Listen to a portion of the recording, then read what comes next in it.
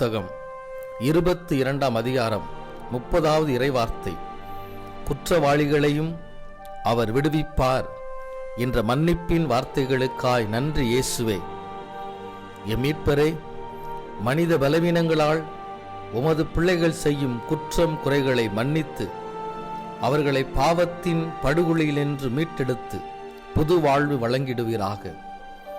மீட்பின் மகிழ்ச்சியை கண்டுணரும் வாய்ப்பினை வழங்கிடுவீராக. உமது பேரன்பின் அருளால் தீய வழிகளினின்று விலகி உண்மையின் மக்களாய் வாழ்ந்திட திருவுளம் பற்றுவீராக. மனம் மாறியவர்களாய் விண்ணக ஆசிரை பெற்றுக்கொள்ள தகுதிப்படுத்துவீராக. இயேசு கிறிஸ்துவின் இனிய நாமத்தில் ஒப்பு கொடுத்து மன்றாடுகிறோம் எங்கள் நல்ல பிதாவே. ஆமேன், ஆமேன், ஆமேன்.